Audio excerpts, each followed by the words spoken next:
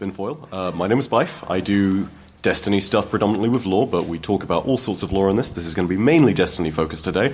And with me I have some of the stars of the lore community. We're going to go ahead and start and go in a sort of clockwise formation. So, on my left we have from Ishtar Collective, one of the most incredible sites that we have in all of Destiny's universe. First of all, Purple Chimera. Everyone give a hand for Purple Chimera.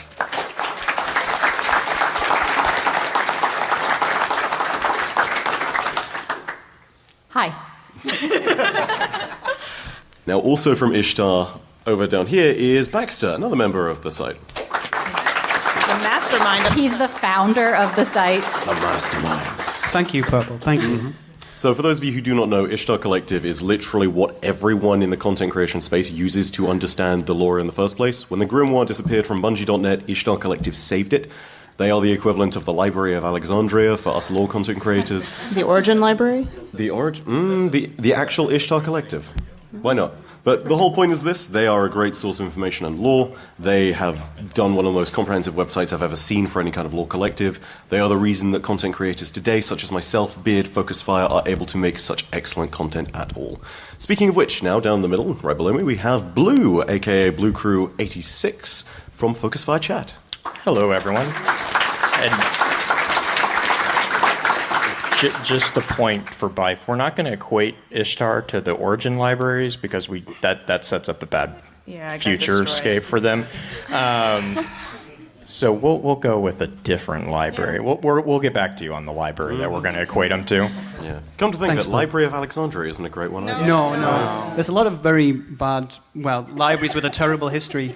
So maybe we can just set a new precedent for libraries that don't get obliterated. That would be nice. I mean, this is the thing. Libraries generally are terrible. Can't we just call it Ishtars from now on? I think that's a lot better. That's a great idea. Yeah. Okay. And to my right and bottom, we have the wonderful YouTube extraordinaire and also member of Focusfire Chat and also somebody who I greatly respect because he's wearing an actual Spinfoil hat. It's Beard Grizzly, everybody.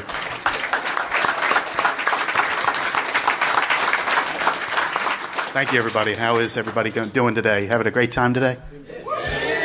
Good to hear. Good to hear. What's that?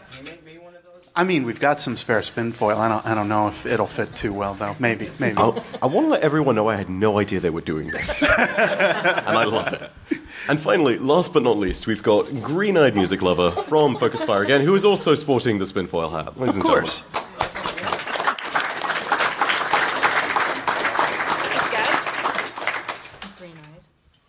Real quick, is that?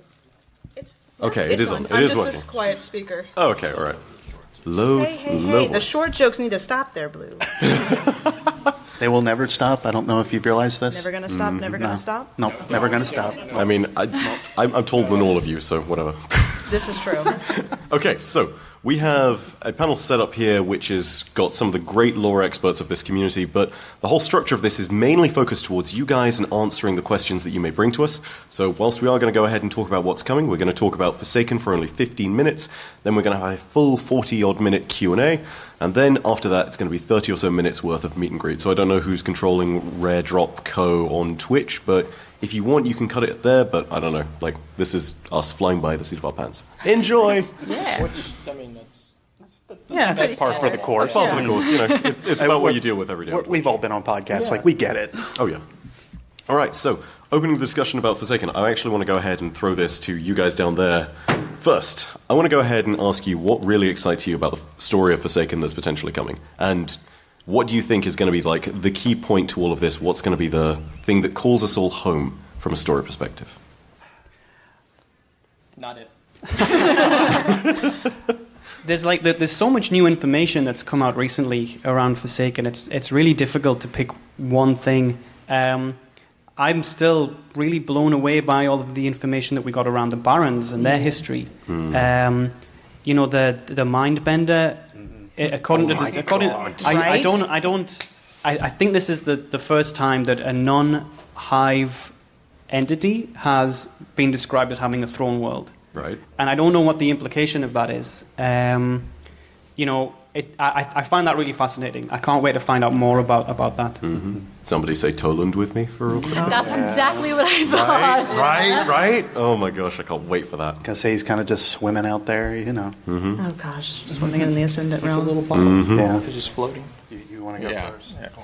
So I'm going to go on the same thing there. The Barons are really interesting because of basically they throw the entire hierarchy that we know from the Elixni and the Fallen pretty much out the window.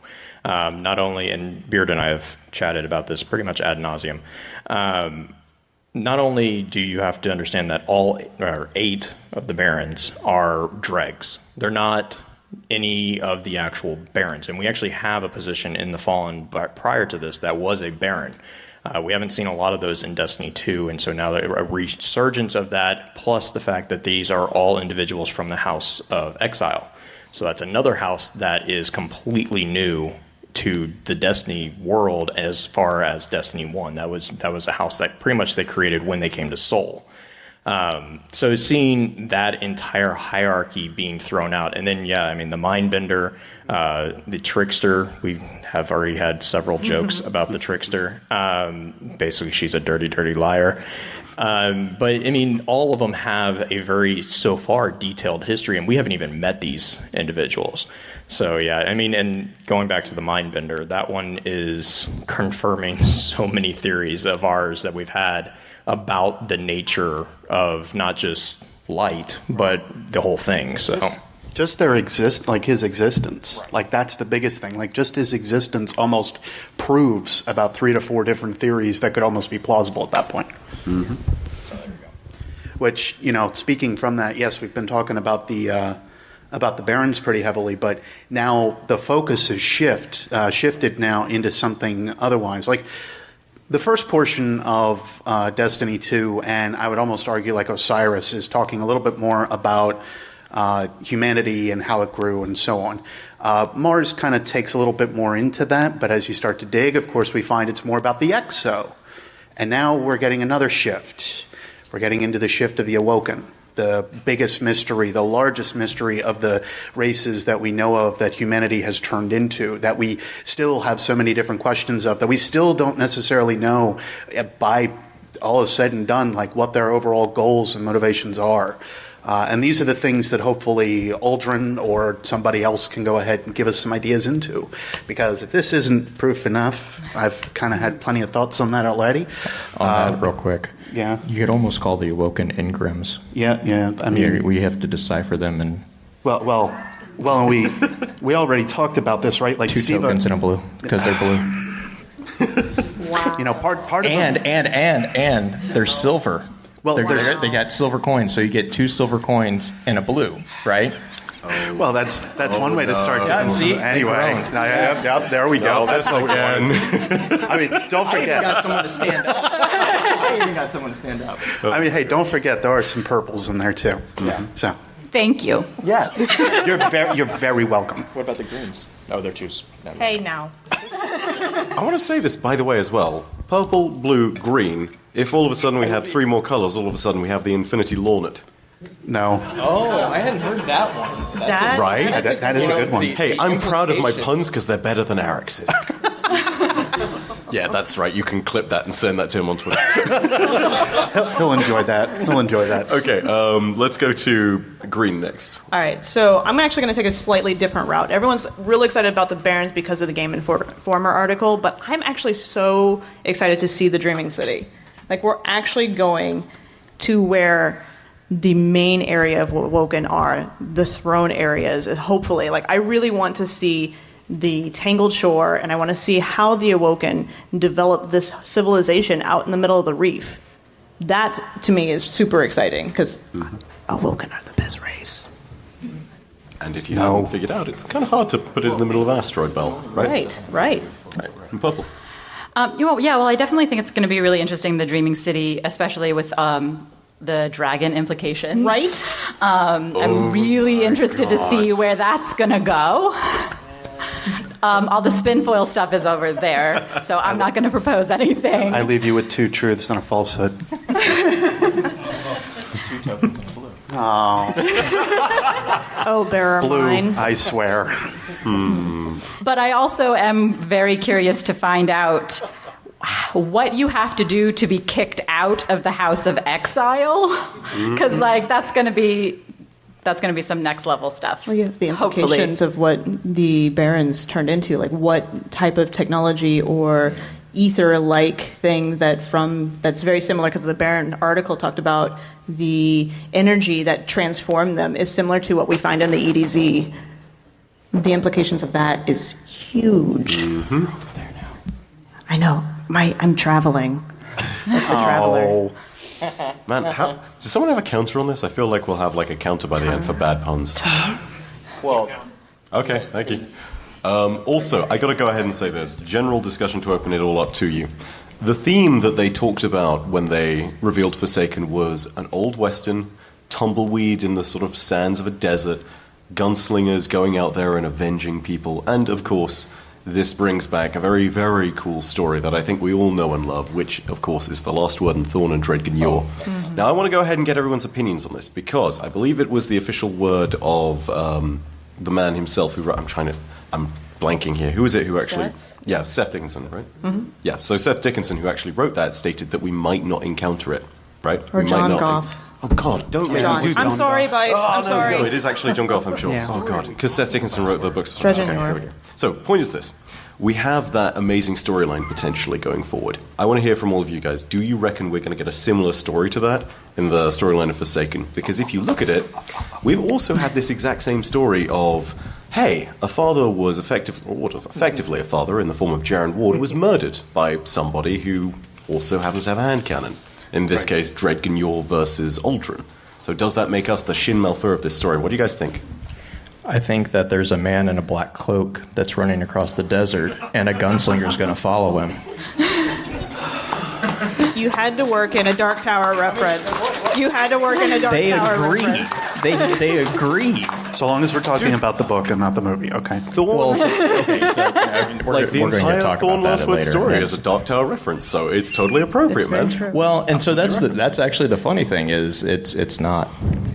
We talked about John. When we talked to John about He didn't do it on purpose. He didn't do that on purpose. What? No. He, That so was it. spoiler alert. Mulan, the cartoon, that had a bigger influence on the Rezel Azir story than the Dark Tower did. So sorry.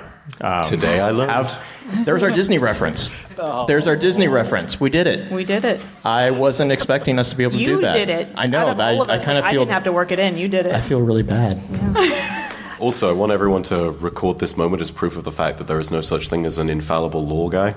This is true. Because let me tell you, the number of times that myself, Beard, Baxter, Blue have all gone back and forth and then had these moments of like, haha, we have this idea. And then these two have come in from the side and been like, no, you're wrong.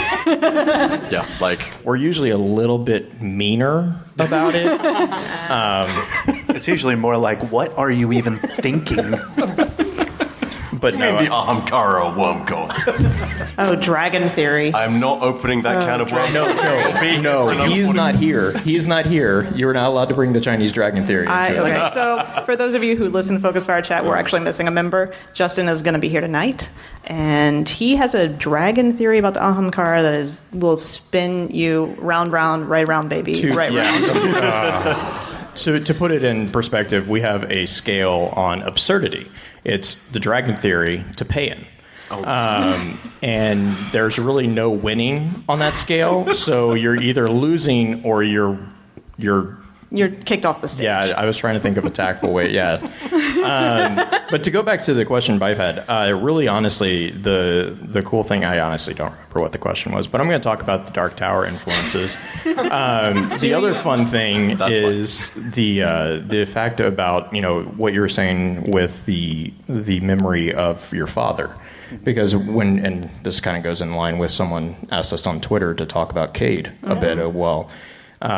Because we have, going into it, we also have a lot of information coming about the Exos, which obviously happened in Warmind, right? But we also have, I don't know if you guys are aware, we had an update on the API that we got because of, It was Uni, okay. Yeah. Unisys, which, I'm sure he's watching, so I'm mad at you for not telling me that it was your fault that we got this. Mm-hmm. But the new Cade 6 journals actually detail out a little bit more about his relation, his non-existent, existent relationship with his son, Ace. And so there's a lot of little implications there that we actually found out just recently as well. So I think we're going to be doing what did we decide to call it? We're going to pre-memoriam. Pre-memoriam type episode. Maybe we should just call it a Cade-spective. That counts as like 3. That's fine. Okay. That's fine. I hope you're still okay. We're at 5. Cool. Thanks. I mean, look, I got a big quota. No magic numbers. Okay. Bubble, you got anything on this? Oh no, Baxter, go for it. They're trying to pass mics down right there, so I have no idea where the mics are, and I'm just trying to do like informative guesswork. So yeah, go for it. One of the things that I thought was really interesting is how the Bungie developed the Shadows of Yore story. Mm-hmm. And a lot of us thought that when Destiny 2 was released, there was going to be some payoff for the build-up that they had there. And, I mean, from what we know about Forsaken, there's no evidence that there's going to be any payoff to that story in Forsaken. But I would. Well, we have the Drifter. Yeah, that's true.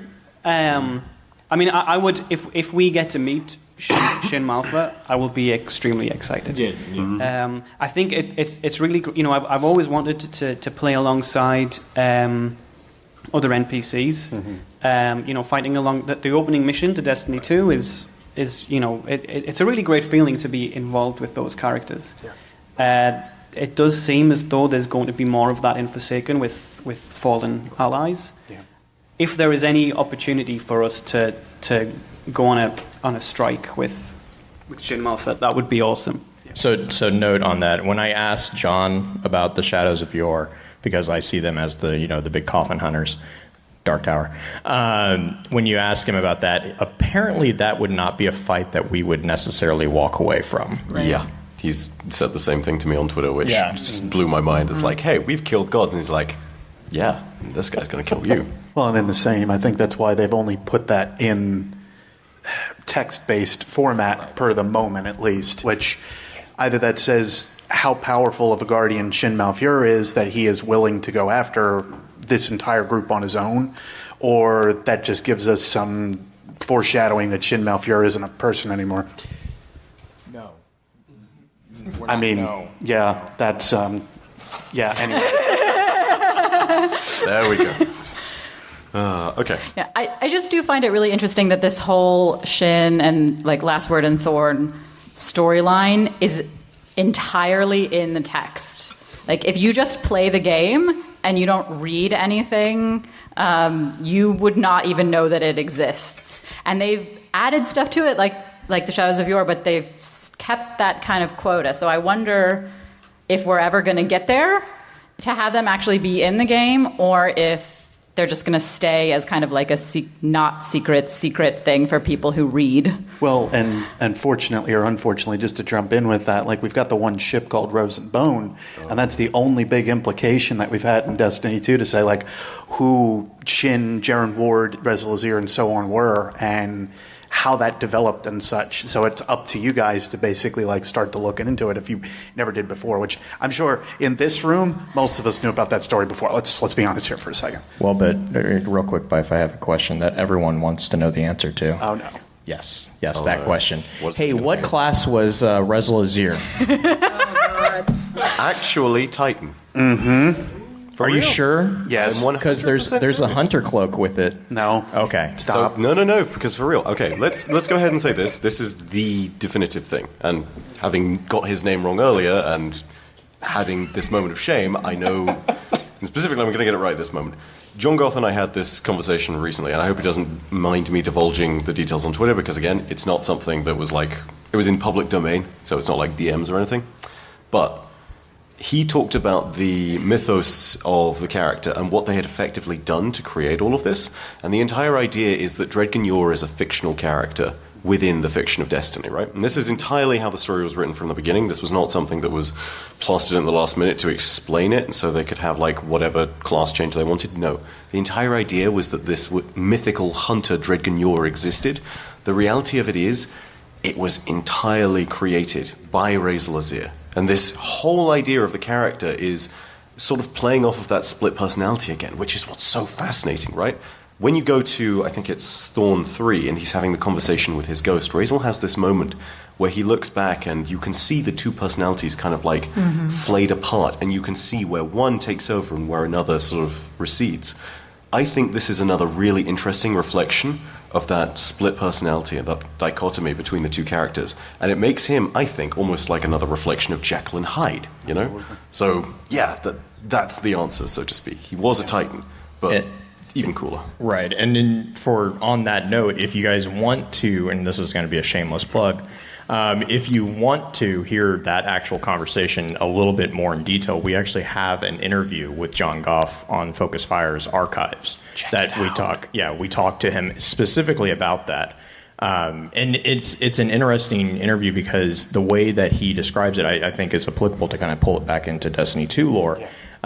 The way that he describes, because Byf's 100% correct, note that. He's 100% correct in the fact that the entire arc of Rezel was written beforehand. They knew what they were going to be doing, and the entire distribution, which is actually why that is seriously one of my favorite stories, the entire distribution of that story was preconceived on different developments.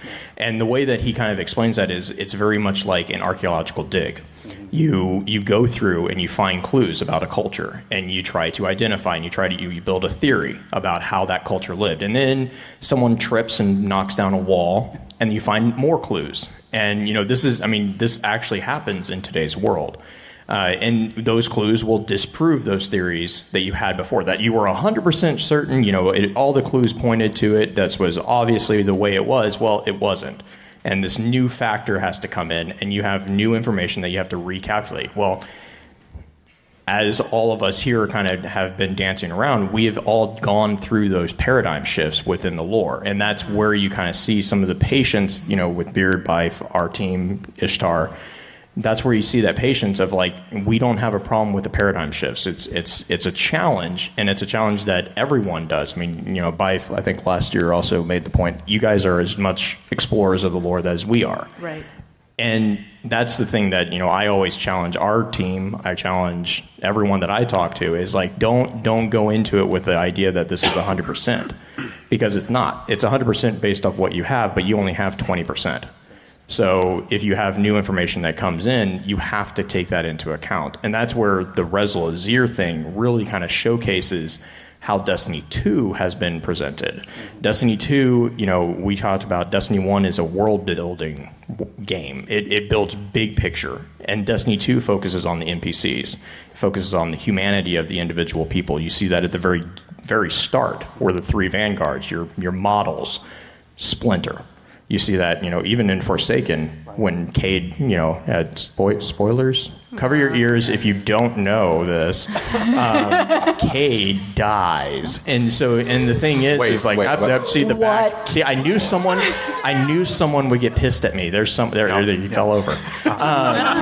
So the thing is but that shows again the gravitas of the story. It shows again, we are invested in the individuals at this point, not the world, and that's the progression that we're seeing. And so, I don't know where I'm going with this. Bias. That's where you're going. Okay, yeah. Yes. Hey, there's another shameless plug. There's a podcast on bias, right? I think so. I think there's actually several of them now at this point, if I'm thinking right. But yes, Ishtar Collective has one on that. If you're thinking more on like how to collect information and so on, that's a pretty good one. But to tie this back towards what Blue, I think, has been talking about this whole time, it feels like a lot of information with this, like, show of hands, honestly. Like, how many of you feel like, if you've been researching the lore and so on, Destiny 2 feels splintered? That's about what I thought. It feels like it's in a weird position. It's a very odd spot in a lot of ways. I will tell you now, the amount of scribbles that I have in my notebooks are terrible. The amount of addendums that I've had to do with Post-it notes and so on has been absolutely awful. But it's this idea of needing to shift and needing to alter, needing to kind of move with it. And I know that the writing teams have also kind of talked about that too, which is why when I see stuff in Warmind, and I'm not going to bring up the word. Don't make me bring up the word. No. I'm not going to do it.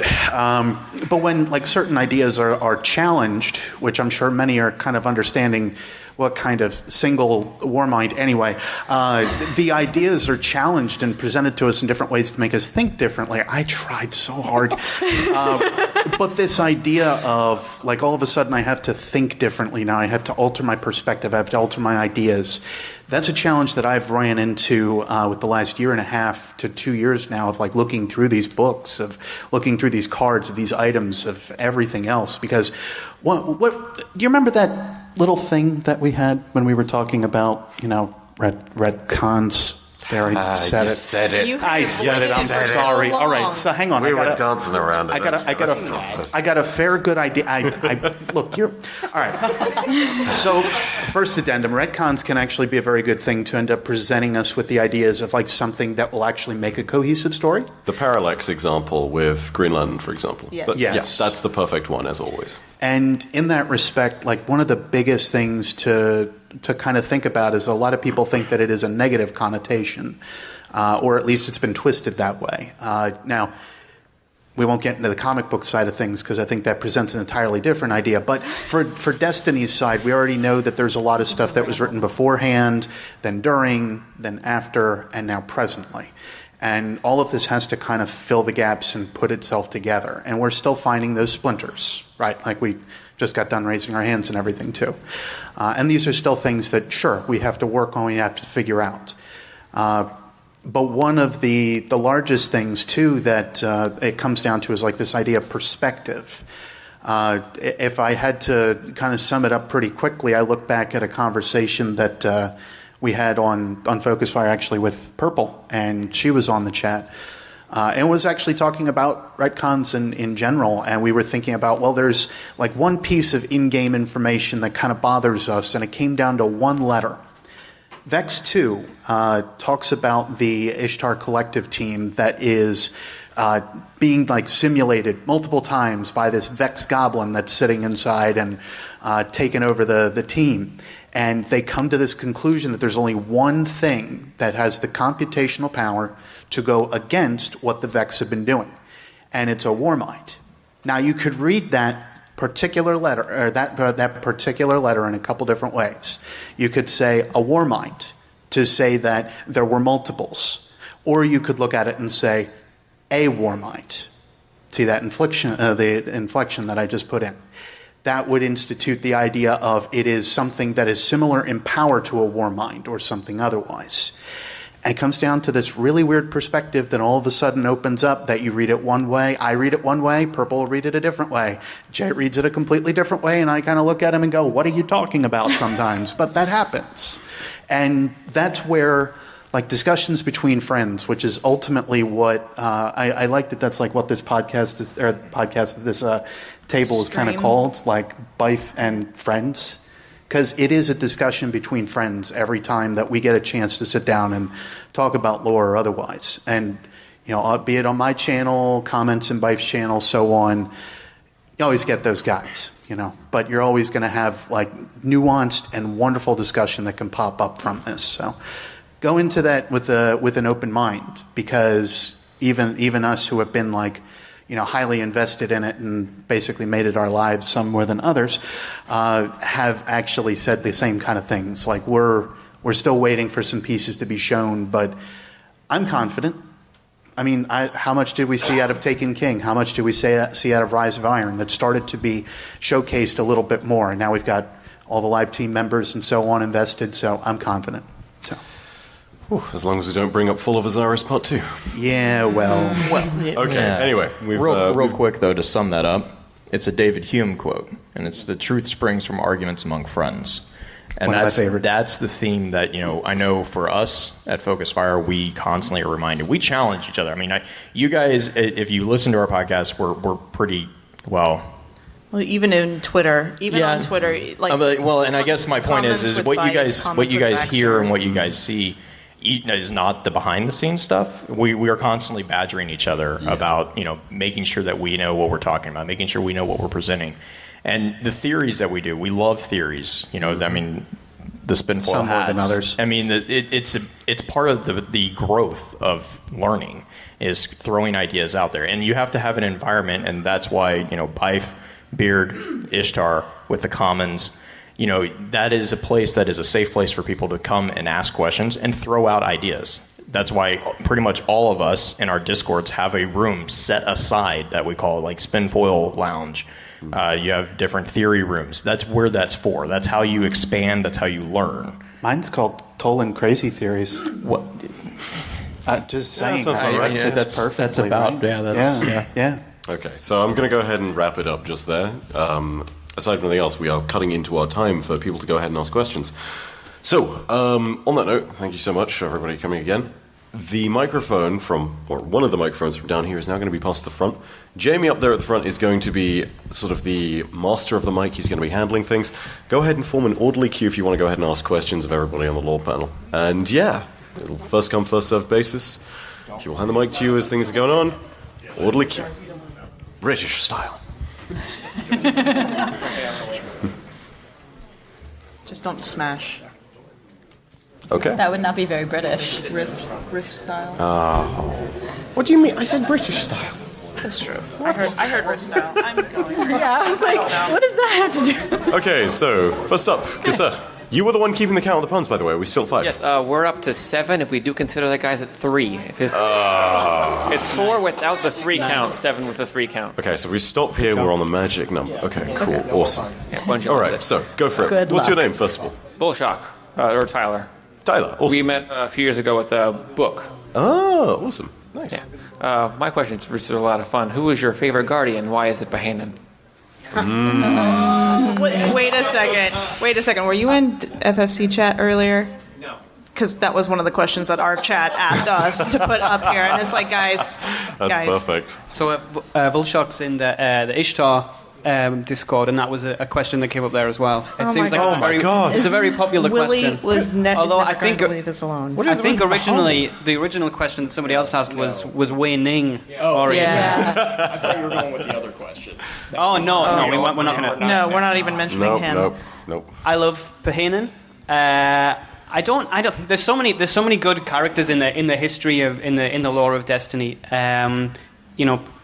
I think Wei Ning might be my favorite though. Waning is pretty awesome. Yeah. Yolder is also pretty awesome. She's beauty, she's grace, she will punch you in the face. So true. Mm-hmm.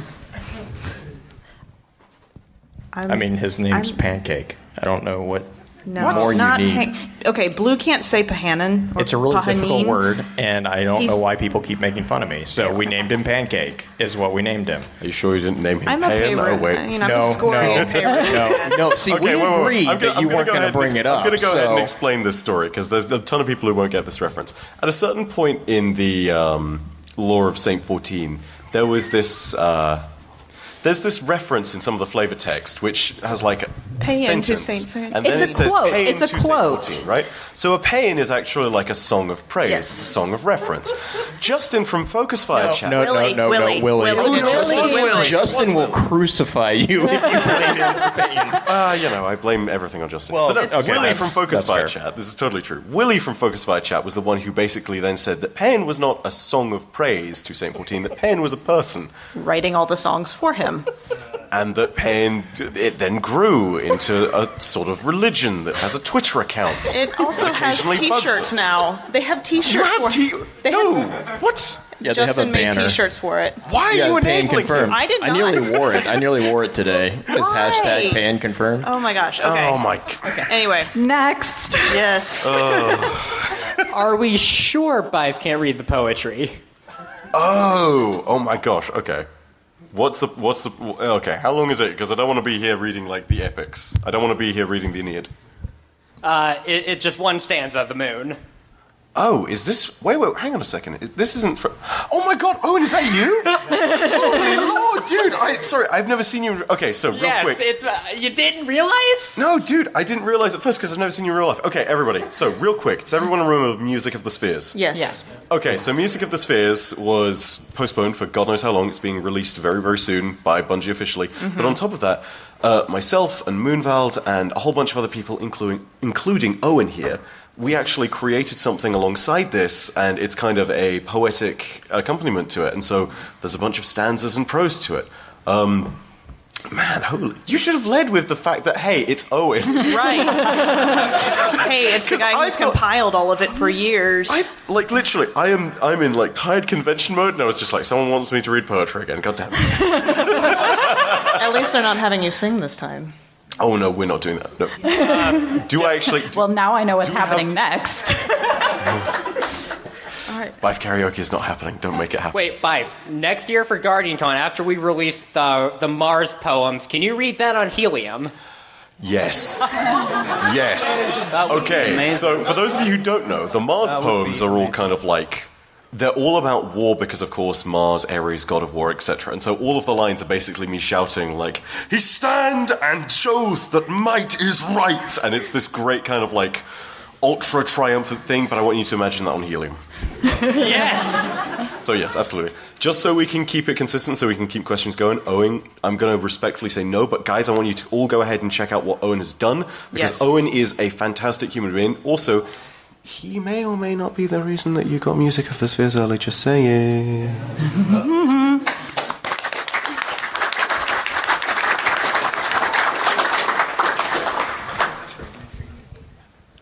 Hi. How's it going? Greetings, sir.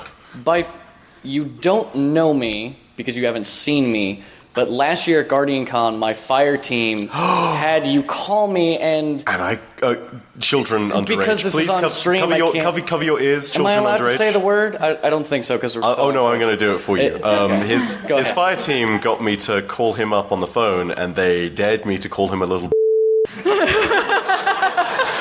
And so I called him. So I answered my phone to hear my absolute hero of the lore community call me a. It was wonderful. I didn't know if I should be angry, happy, excited. It was a lot of emotion. You didn't get a chance to process it either because I just called you that and then hung up. It was 3 seconds, hang up, and I just stood there on my driveway in dead silence, just like, what happened? By the way, I'm so sorry. All is forgiven. All is forgiven. Oh, I love you. I will say, at least you're wearing the proper colors, so good on you. In fact, you're the winning faction, so congratulations. Yes, you finally won. So...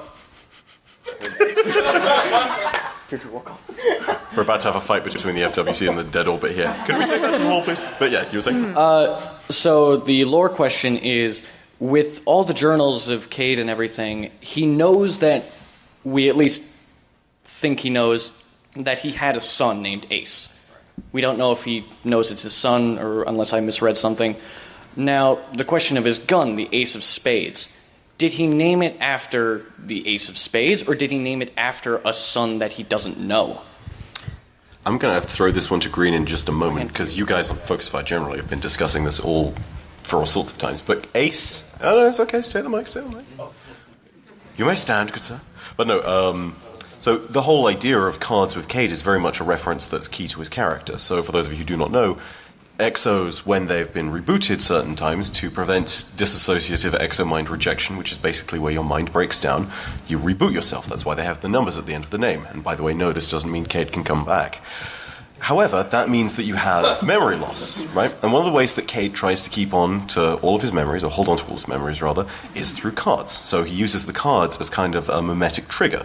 So it's one of these things where if he's dealt, say, a royal flush, that's going to dictate a certain set of memories. And on top of that, it goes back to the hidden stash in Taken King, what was it again? And Hearts was for a girl I knew. But the other ones are for weapons. Right. I think diamonds were exotic? No, it's weapon foundries. Well, foundries. They were based off of the foundries. But yeah, Spades was the suit that he never answered. Yes, he never actually said what spades were. The other thing that goes along with the Ace of Spades and Ace, his son in general, the concept of that is he wrote those journals before he was changed, and they were hidden, and he recovered them.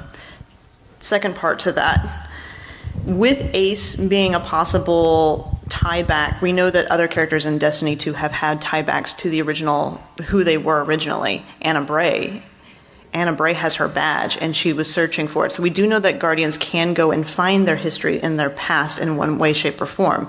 Cade's treasure book. I can't think of the actual name of it. The Treasure Island book that he carves the center out of and then scribbles in as kind of a makeshift journal. Right. He talks about working in different venues and whatnot and having these different experiences. So we know that Cade has created a map for himself, a grimoire for himself throughout the ages, and he's hidden them in different places using the card logo, the ace, the spades, the diamonds, and everything like that to help trigger, hey, this is mine, I need to go find it.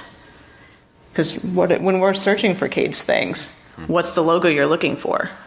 The spades. It's an ace of spades. So we know that he's hidden them throughout the thing. It's like Cosmo hiding coins wherever he goes when he goes to different conventions, which if anybody's found that, it's amazing. I don't know if he's hidden one here yet, but those help unlock everything. I'm going to leave this real quick and go search for that. I know, right? We also know that the whole reason that Cade became an exo is because he was in debt to Clovis Right. Bray. Mm-hmm. And we don't know a lot of details around that, but it's quite possible that he was a gambler, and that these elements of his personality were kind of emphasized by the exo process. But yeah, it could be that they, you know, if we're talking about just cause and effect, it might be more complex than that. It could be that he named his son that way because he was addicted to gambling, which is kind of crazy. I'm not really suggesting that, but you know, it could be a nickname. It could not, like his son his birth certificate might not say Ace. It might say something else, and they just called him Ace. I'm going to go ahead and just point that out. If anyone here ever decides they're going to call their son or daughter Ace, please, for the love of God, reconsider. Because I have people who occasionally come up to me and be like, "Hey, Case's son was actually clearly called Ace," and I'm like, "No." If there are any aces in the room, we apologize for that. That wasn't, no offense meant. Right. But yeah. Awesome. Yeah. Awesome. Thank you. Well, thank you so much, and sorry for calling you. Everyone, children, cover your ears. Sorry for calling you a little. Oh, my friend, you're getting a hug right after this, my dude. Yes. Thank you so much. Oh no, I'm too short. It's my problem too. I get that. It's fine. Small side note, if you want to go ahead and just pull the mic out of the stand, and if that helps, you can totally go ahead and do that. So, yeah.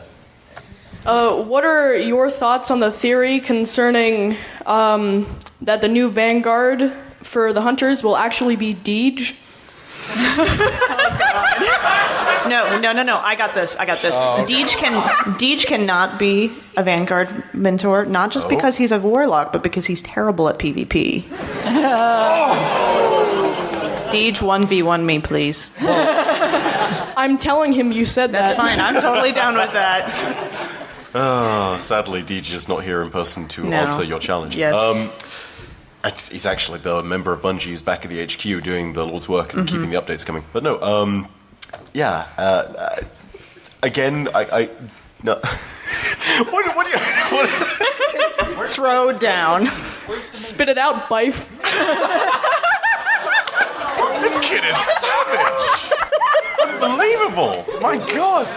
No. If we're gonna get a real hunter on the community team doing stuff, Cosmo is a hunter. Yes. So it's gonna be Cosmo. Yes. He's a wonderful guy, and he can actually play in the Crucible. Yes. All right. He would. Thank you. Yes. Thank you so much, Thank sir. you. So sorry I never caught your name.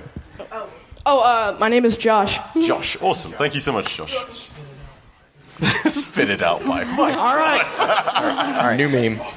Edza, how you doing? So, How you doing? Oh, good. Don't worry. I'm sorry. I'm totally taking your track. Go for it, dude. So we know stuff about Cade and Zavala. We had a lore video about Zavala. It was a trailer in D2, and we know stuff about Cade and his wife and son. What do we know about Ikora? She's Crucible. really awesome in Crucible. Yeah. Really awesome in Crucible. In my opinion, she sucks, and she's more. Anyways. Well, the funny thing about Ikora is also that originally she was completely against the Vanguard. It wasn't until she met Osiris that actually she was brought in line with following the Vanguard's teachings. and she was actually a top student of Osiris. She was actually also, I know Beard and Byf will both hate me for this because it opens up another can of worms, but she was also part of the group that was responsible for exiling Osiris because of his transgressions and his refusal. Issue 2 didn't happen, Blue. Hey, you know what?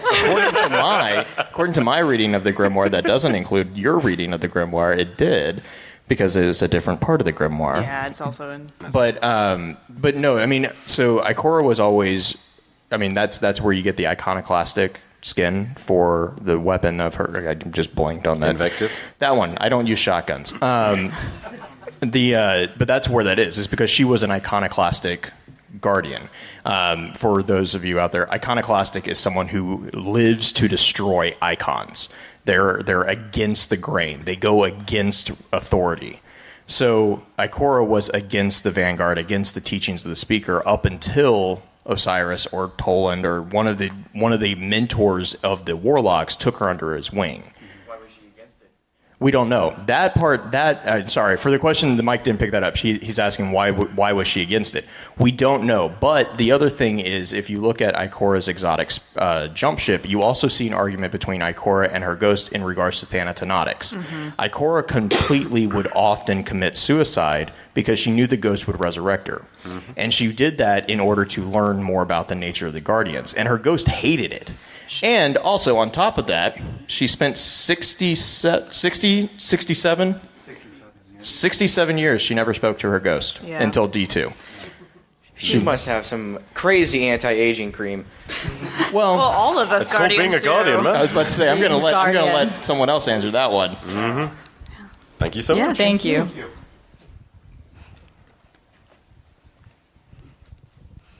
Hi. Hi. I'm Tristan, or in Discord, Dishonored Halo. Mm-hmm. I have a question regarding Rasputin. What is the likelihood that if it came to defending humanity, what would the likelihood be of Rasputin fighting the Guardians?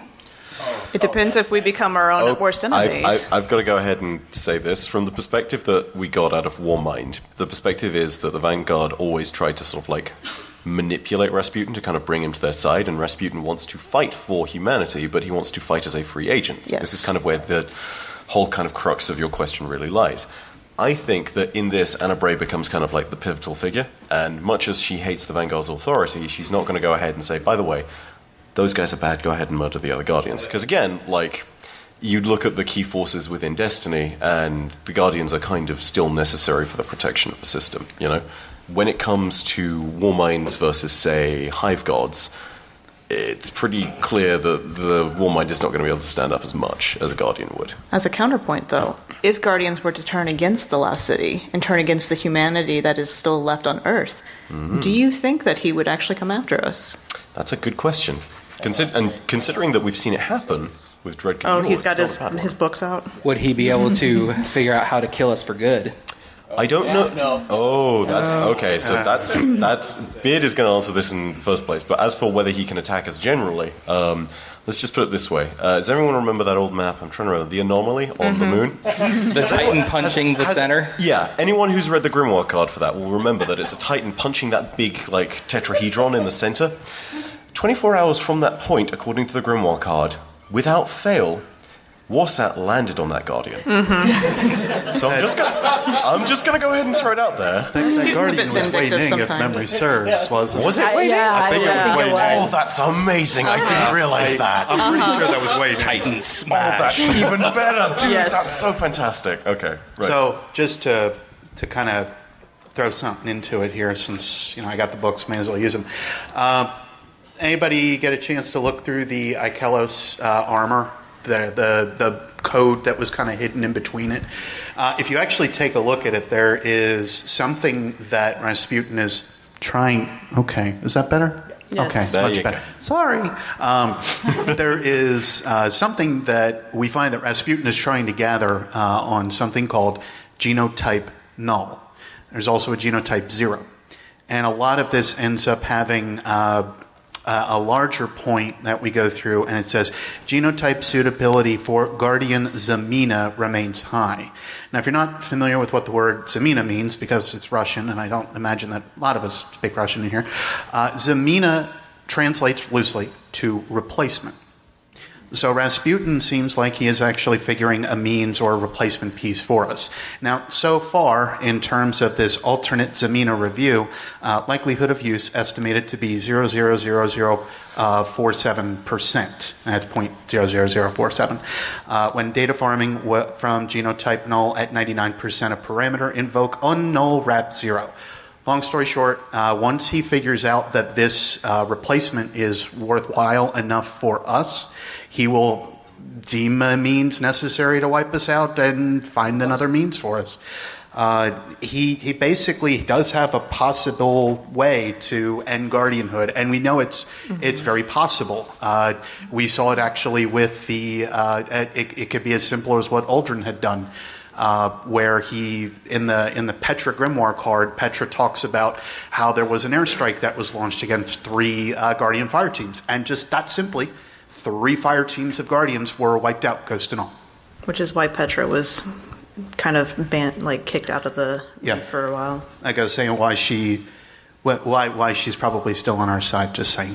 Well, that's why she originally came to the tower. Mm-hmm. Yeah. Mm-hmm. Okay, thank you so much. I hope that answers that. By the way, in case people don't realize, Beard is amazing for so many reasons, but one of the reasons is the fact that he's written his own frickin' grimoire. I'm not kidding, he has the book. Yeah, he has books. Out of all of the people here, if I want to go ahead and show people a real scholar, I point to Beard, so yeah. Beard, you the man. Each of these is now full. They're about 224 pages apiece. Not counting my additional scribbles that I have elsewhere. Please do not steal my books. Please. It could have been 227, and that would have been amazing. That would have been amazing. Actually, did I tell you, side note, I'm sorry to take you up on this. Did I tell you that my Vex stuff started on 227? Oh my God. But by technicalities, it started on 229 because I had skipped 2 pages and didn't realize it because they stuck together. So while flipping back through, I'm like, I missed it by 2 pages by technicality. So wait, hang on. My Vex stuff took a time jump. I was going to say, so wait, you started and then you went backwards? Okay, sorry. Yeah, look, we all know all ends are beginnings, okay? Oh, no. Okay, all right. Back to questions. My apologies. Hello, I'm Noah. Oh, wonderful. Or Byf, you might remember me as the one person who got your Halo Reach reference last year. Thank you. My question for you, keeping with my theme, is if a calamity were to strike against Guardianhood, do you think Rasputin would defend or encourage it? Considering what we just heard from Beard, I'm going to go ahead and say for the moment defend. But at the same time, you've got to remember that it's much more than just Guardianhood you've got to think about. Rasputin's priority is technically nothing to do with Guardians, it's to do with defending humanity. So he sees us as proxies in that respect. That's why we have access to the Ikelos Javelin and all that, right? We're considered assets. Yeah, literally, right? So in the sense of we can defend humanity effectively, yeah, we're important to his plan, and in that sense he would try and save us. But if everything that Beard has just talked about with a genotype null and genotype 0, yeah, that maybe one day will change. After all, we did also have that line from Saladin in Rise of Iron. Frames, constructs, things I haven't seen before or since. Well, which I really wanted to see in One Mind, Bungie, please. In addition to that, is everybody familiar with kaiju for the most part in here, like Godzilla? I think about Gamera in this particular case. He's the defender of Earth. That doesn't mean he's the defender of humanity, if that makes any sense. Mm-hmm. Yeah. All right, thank you. Thank you. Thanks, Noah. I see a Bungie shirt in the house. Nice. There's a Bungie Pride shirt too. Much respect. Awesome. Yeah. Go ahead. Hi, I'm Lauren, long-time listener, first-time caller. So, question, just to kind of wrap everything up, it's kind of long and stuff like that, kind of Alex Jonesy. Hawthorne, the plan for Marisol and Eris Morn. So, I couldn't help but notice that Hawthorne has 9 dots on her face, and there's 9 letters in Hawthorne. So is there do you think there's a foreseeable connection with Hawthorne and kind of something weird? With the 9? With the 9? Yeah. In particular? So I'm going to go ahead and say this as a note on most theories about the Nine, my own theories included, because this is exactly what they are, theory.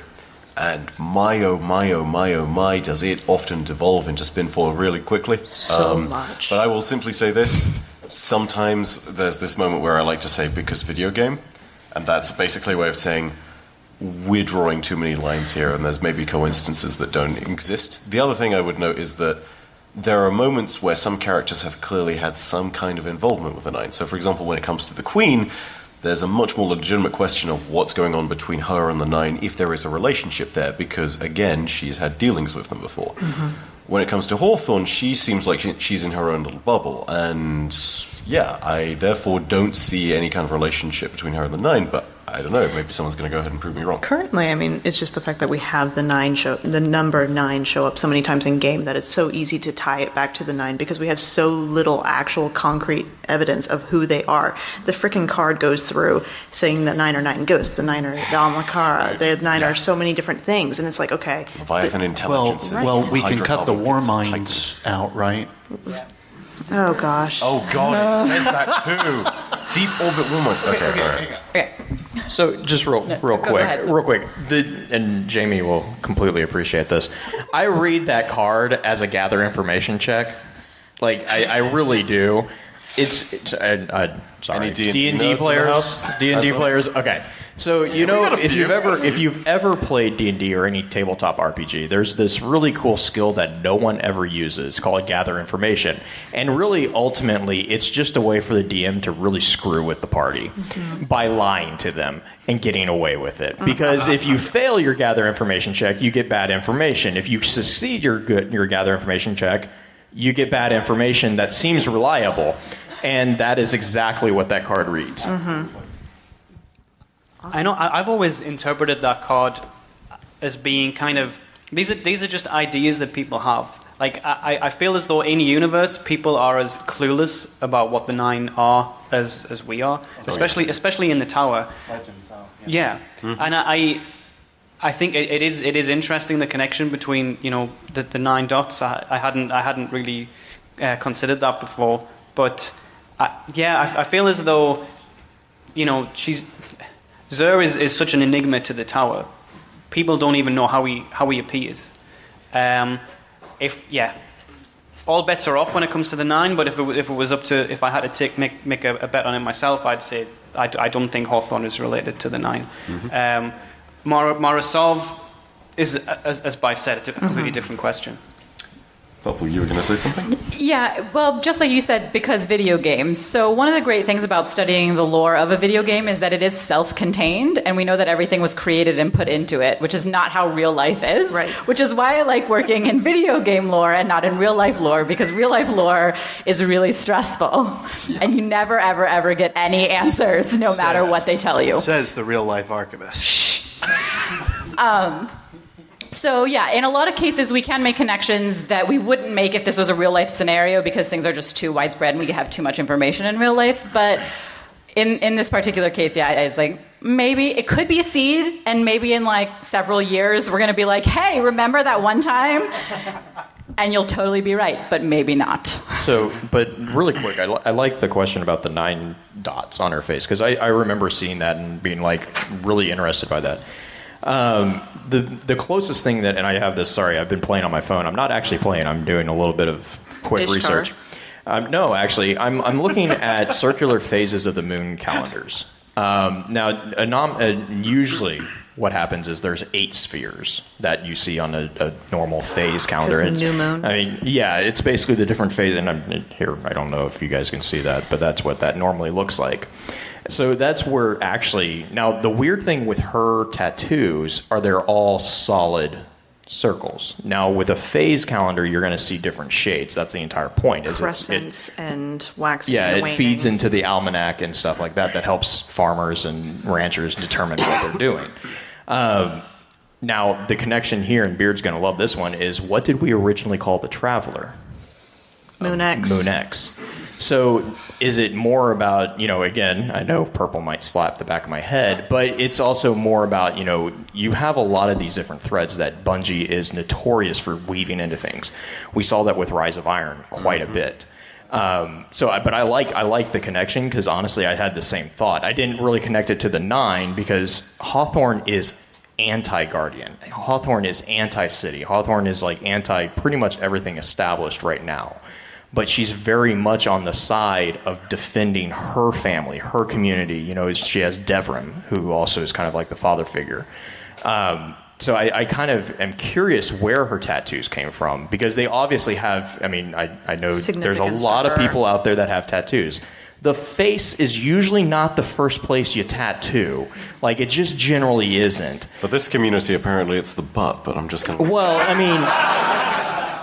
I think this community really will tattoo anything for money. I mean, right? Isn't that? Don't open it up to anything for the love of God. Taking donations this is an for after St. dark. Jude, This is for an after Bife dark. to tattoo. But I mean, what I'm saying is the significance of tattoos is, you know, it's as much the placement as it is actually the image.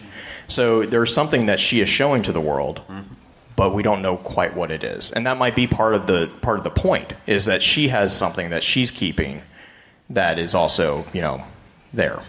Okay, so if that is the case, there's $10 waiting for you. I will take that bet. If not, I will just hold on to this. Anyway, we are being told that we have 5 minutes left on regards to questions, so we're going to go ahead and try and speed through as many of these as possible. Let's get down here. Let's be really, really swift about this.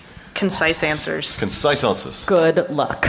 Thank you. Hello all, and so okay. My name is Noah, and it's about Lord Shaxx and Saladin. So. Yep. To us Guardians, like, he's Lord Shaxx, but like when you're playing Iron Banner, you do have voice lines where Lord Saladin just calls him Shaxx. So, like, what's the thing there? Same deal as, like, we call him Shaxx, I presumed as well. Like, I don't call him by Lord every single time either, you know? But concise blue. There are times when Saladin does call him Lord Shaxx as well. There are some, you know, I feel like it's the same as we will drop the Lord at the beginning as to be more informal. Yeah. Well, like, he's Beard Grizzly, but I'm not going to say Beard Grizzly every time I want his attention. Yeah. Yeah. Well, and we also in Ghost Fragment Shaxx, we see him specifically say that. He's interacting with the people of the city, and he pretty much says, "You don't owe me respect. I protect you. That is my job. Yeah. The Guardians, they owe me respect." And that's where I think that the Lord comes into. Yeah. Thank you. All right, thank you so much. Note that by title. You do not need to call me MyNameisByf. I already... Yeah, it's a long name. Yeah. So, with all that we've done as Guardians... you know, the implication that Cade dying is, you know, he's going to be replaced with a new Vanguard or whatever. But is it possible that with all the crazy stuff that we've done, we've outgrown the need for a Vanguard? We actually had this discussion. There is a lot of implications that that's the case, right? So if you take a look at the consensus sidearm that you can get from any faction, there is a lot of this thing of like, well, what do we do now that the Speaker's dead? Because again, someone else who is key to the entire running of the city has fallen apart. Hawthorne is now involved, and she's very much anti-Vanguard, anti-city. So, yeah, it's totally a legitimate question. Thank you. Hello, my name is Byf. It's good to see you. So, Rasputin, he's a spooky dude, you know, pretty scary. But what could he do that I couldn't stop by just unplugging him?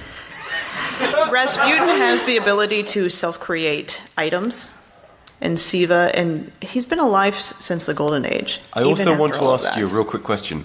Where's the damn plug? Right. That's a very good also, question. is it the European style plug or is it American? Oh my god. Is it a Russian plug? Russian plugs, my god. Or is it on Mars? Does Mars have their own plugs? Did they bring Russian plugs with them? Does anyone know what a Martian or a Russian plug looks like? You don't want to know. Don't Google that. Don't Google that. Yeah, that was a mistake. Now, additionally, don't forget that with the opening of the last array, he could technically just jump wherever he wanted to. Yes. So he can exist in many different places. So you need to pull a lot of plugs. A lot of plugs. Back him into a corner, which will Ghost in the basically machine. mean that he's just like, well, you're all doomed now. Okay, thank you. Thank you.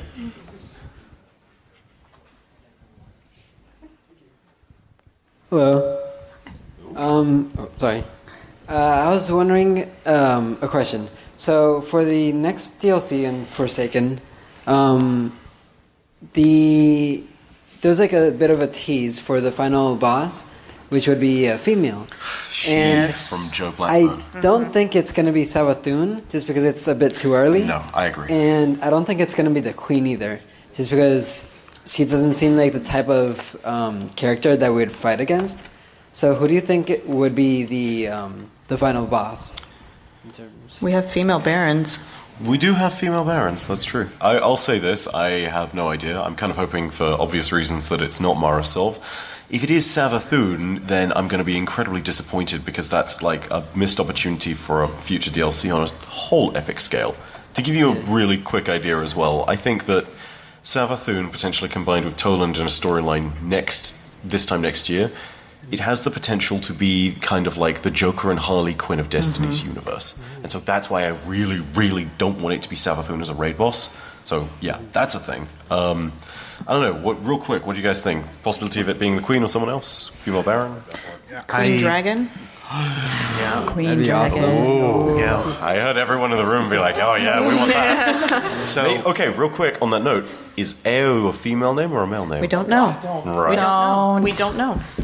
I knew someone was going to be mad about me for that. I mean, all I'm going to say is we keep getting these teasers about the Dreamer, and we've seen tiebacks towards the Dreamer either being an Ahamkara, a Harbinger, or something similar. It could be a Tekian.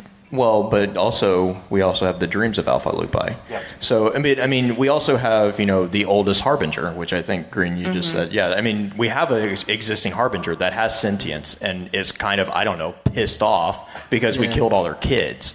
So there's that.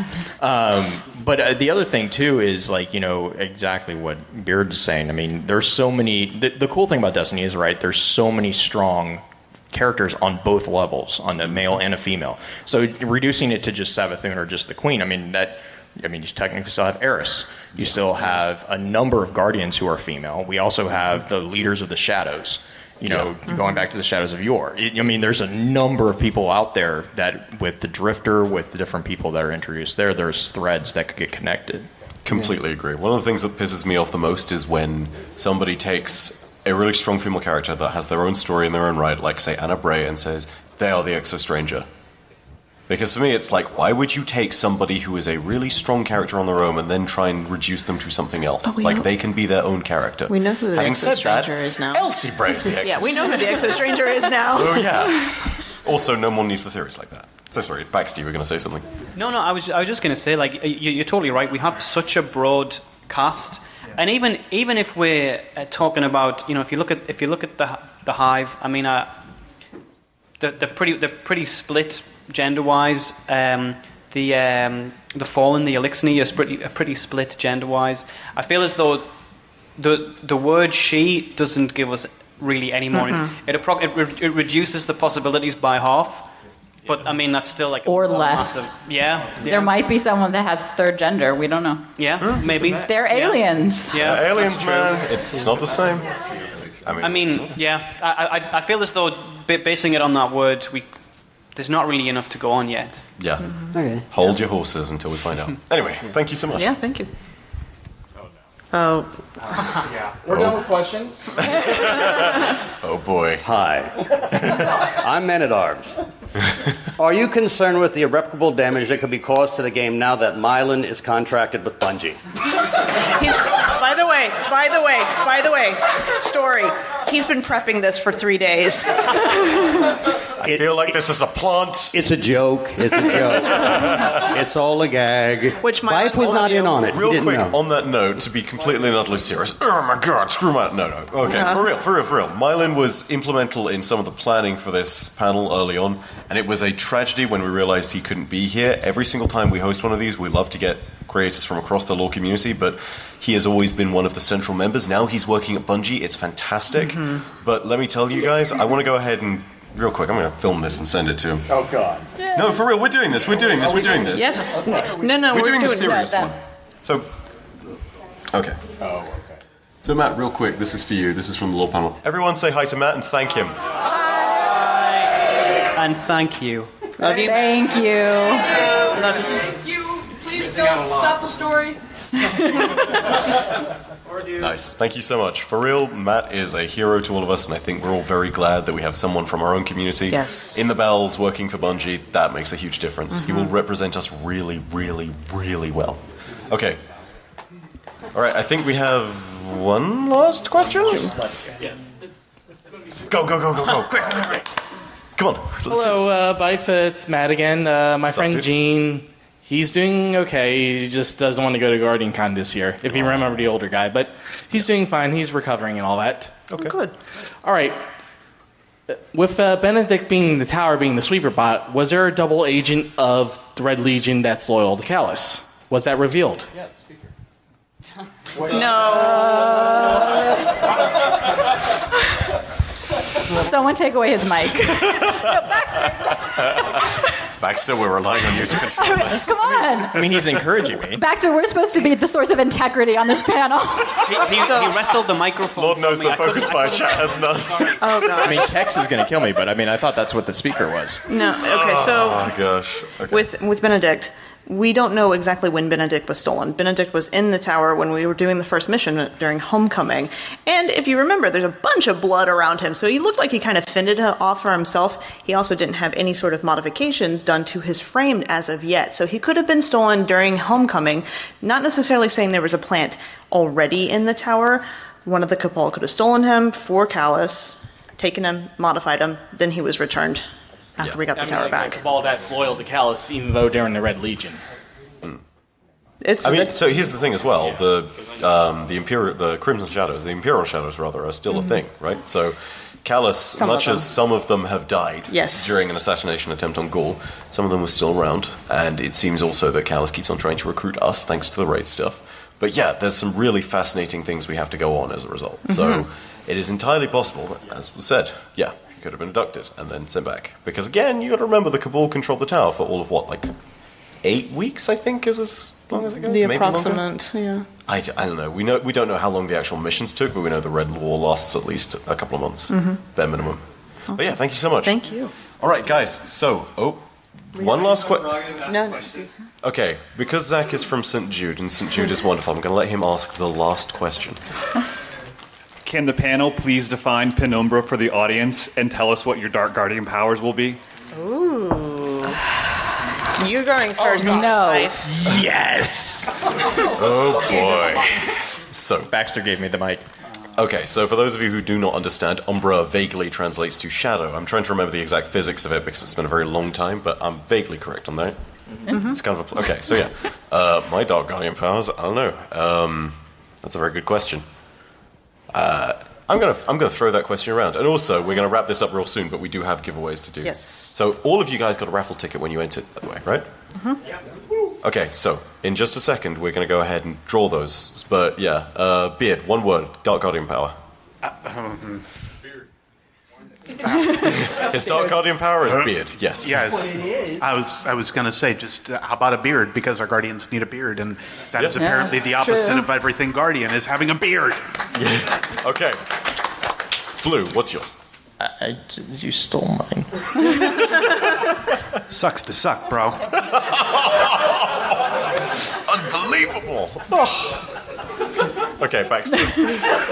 So we have beard, we have suckage. Baxter, what about you? It's really hard to follow that, to be honest.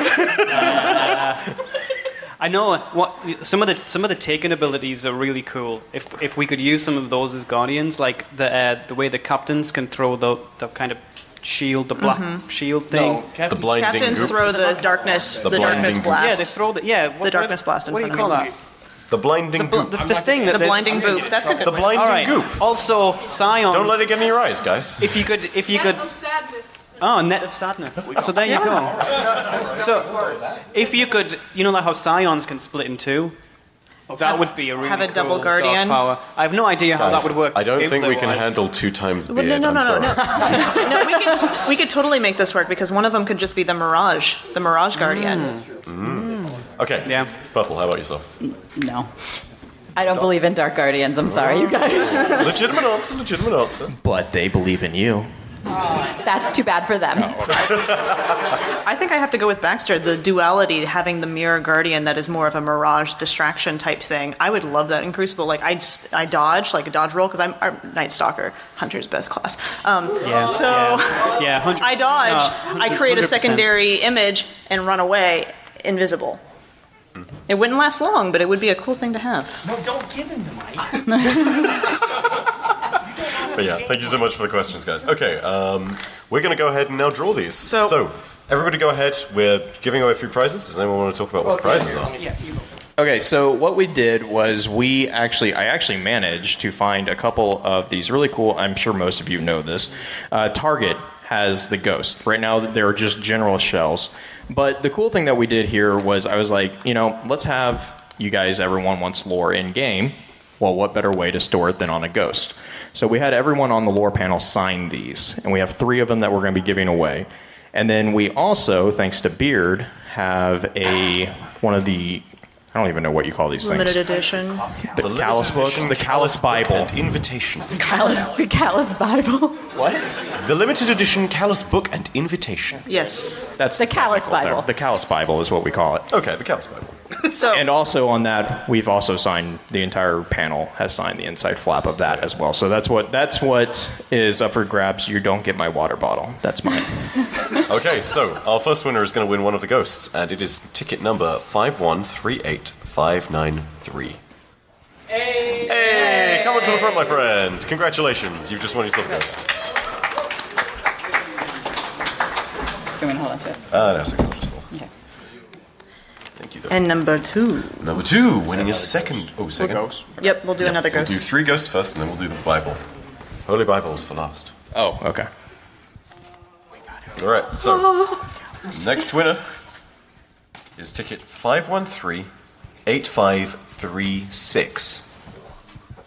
Nice, congratulations, good sir. Come on and grab a ghost. One more ghost left. I'm getting one from the bottom, so it's fresh. I shook this up, guys, so. Yeah, it's like the back of the aisle. You go there to get the freshest stuff. No. Is that an urban myth? No. Well, just read them. Okay, give me the spin for that. It's all right. Okay, next up for our final ghost is 5138644. 5138644. No one? No one? Uh-oh. They left you one? draw Pick in another 5, 4, 3, Too fresh, Byf. 2. Try again. Okay. Too fresh, god dang. All right, we have 5138654. Rest in peace. Where are these? Wait. In the back. Wait. In the back. Wait. Hold on. Oh, we got it. Yeah. Hey! Whew, that one was close. By the way, if you did win, go ahead and, not that this matters now, there's one person left to win, but make noise, Yeah, hype. It's all good. Just so we know that we don't have to read. Okay, Bible. Yes. Now, for the Holy Callus Bible. And we have ticket like it. The Holy Callus. It's like the Holy Chalice. Oh, God. How many are we up to? 8. Okay. That's my number. It's okay.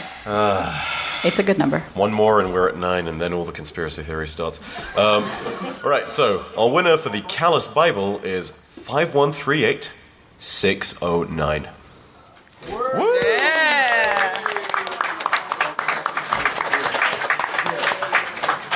Congratulations, guys. Thank you so much to everybody who showed up. Okay, so regarding meet and greet stuff, I do not know how long we technically have the room for, so I'm going to go ahead and organize this. This is going to be a little bit ad hoc, but what I want you guys to do is form an orderly line, not in this room, though, because it's already a little bit cramped in here. What we're going to do instead is we're going to go downstairs to outside where the lobby is, and then we're going to go ahead and form a nice long line. Myself and everyone on this panel is going to be there. We're going to be up the front. And go ahead and get stuff signed if needs be, but we're going to go ahead and leave. Let everybody leave in an orderly fashion. Do not hog us. We'll go ahead and set up shop, and then we'll ask everyone to form a line. Jamie, Thank you so much, everyone, for turning up, though. Thank you. Well done, guys. Well done. Good job.